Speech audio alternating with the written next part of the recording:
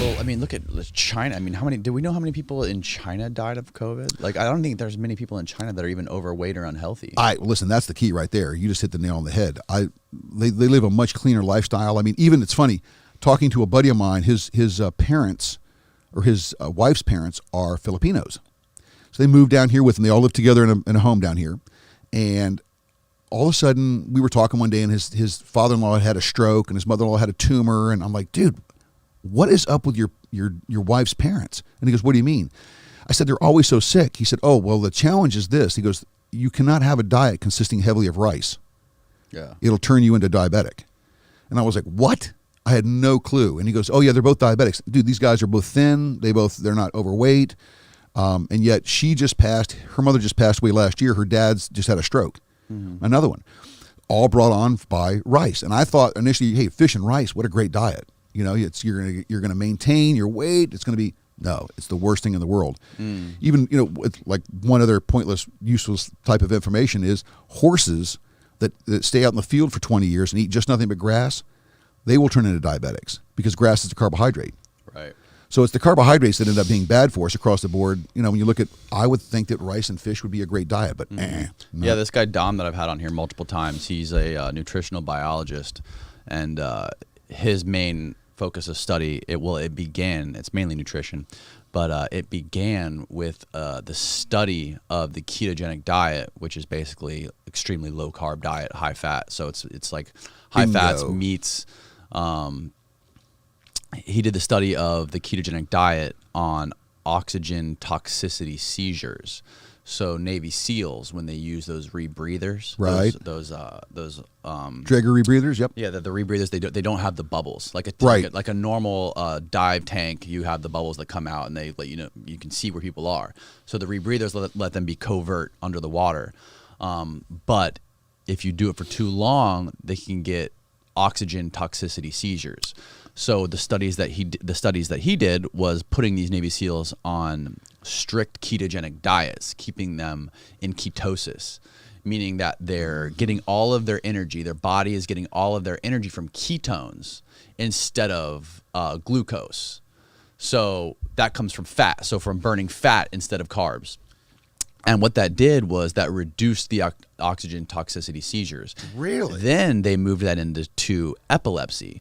So now what they're doing is they're treating people with epilepsy who get epileptic, easy for you to say, epileptic seizures.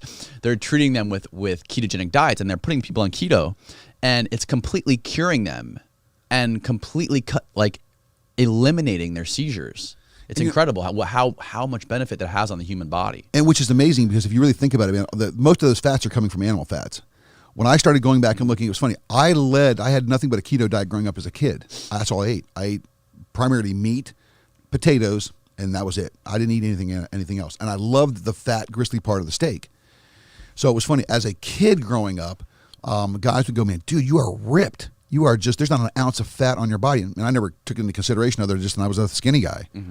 And you were a machine when you were like younger. Do you dude. Do you have a picture of yourself when you were... Yeah. We gotta be able to pull it up. Can you send it to me and I can put it on the screen? Yeah, I'll do that. All right. So, and it was kind of funny, bro, because I never thought about my diet being that diet. And then obviously when I married a great woman who's an Italian, dude, she's a great cook, but she loves that pasta. Mm-hmm. And I learned real quick that pasta is bad news, baby, for my girlish figure. So I couldn't keep the weight off of me by eating all the carbohydrates. So obviously I needed to change and started looking at some things differently and started looking at the keto diet again and understanding that your body would prefer to burn certain animal fats over sugar. But if you eat the sugar, it will take the sugar first before it uses the fat. Right. So you're not getting a true nutritional value from having that. So I've gone more to the keto now, which, again, you shouldn't be eating red meat and all this. I said, listen, if I eat too much of this, I'm going to die. If I eat too much of that, I'm going to die. I'm going to leave the planet a happy guy one way or the other, eating good red meat. So, Yeah, well, it's good for you. I mean, obviously, everything in moderation is good for you. But even people that are extremely overweight who have transitioned into a low carb or keto diet, they see their fat just melts off. It melts off. Oh, it does. When you're on an all fat diet. And it's not, they don't have to go to the gym. They don't have to do this, these crazy workouts. Right. Listen, all you need to do is pick up your activity. I think I showed you those pictures of the man's legs. It was the 40-year-old runner. He was a triathlete. And you looked it down on his legs, and they gave you a cut version of what the muscle looks like all around the bone of the leg. Yeah. And then the one below that was the 76-year-old guy who wasn't doing anything. He was sedentary, just sitting there doing nothing. Right. You saw the difference in the muscle growth, and then it showed the 70-year-old who was running triathlons looked the same as the 40-year-old guy. So it's amazing what diet will do for you, but you have first to understand what your body type is and what best works for you. And also weightlifting. Oh, yeah. I mean, you could see on that thing that you sent me, the bone density, too. Was so much different. You know what I'm saying? Now you don't have to worry about a fall and breaking your hip.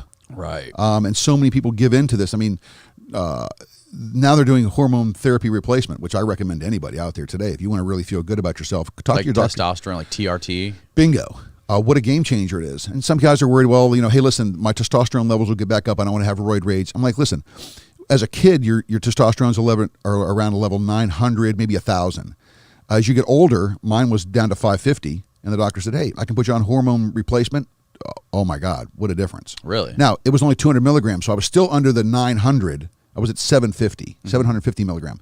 So I didn't have to worry about roid rage or being angry or, as a kid when I had fooled around with these things, you had roid rage. I'd be at 900 and then take this on top of that. Isn't that really bad for you when you're a kid to take that stuff? I'm sure it is. I mean, I heard that when you're young and your body's naturally producing it, when you take exogenous testosterone, it inhibits your naturally producing ability. Which I believe that to be a true statement as well. I mean, you don't see many guys that are on steroids bodybuilding that are 15 or 16 years old. Right. Typically told, hey, wait till your body fully matures and then get on those enhancing drugs.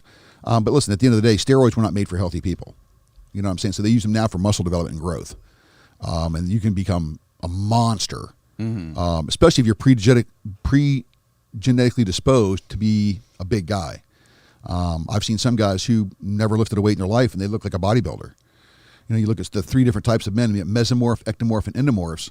3 different types of body for males, and each of those are completely different. One's heavily in muscle, one is extremely thin, and then you've got the kind of the middle that kind of falls into both patterns. He's muscly but thin, but again, primarily they're completely different animals at the end of the day. And I don't. When you look at, let's say, like Navy SEALs, you look at certain guys like that are just genetic freaks, where they can take the cold water, and it just doesn't bother them. Where I get in, look at cold water and I get seized up. Right. I don't want to get in that shit. But and listen, they say it's really good for you as well, though. You should have a nice cold shower, a nice bath. The body enjoys that, and there's some really benefits from it.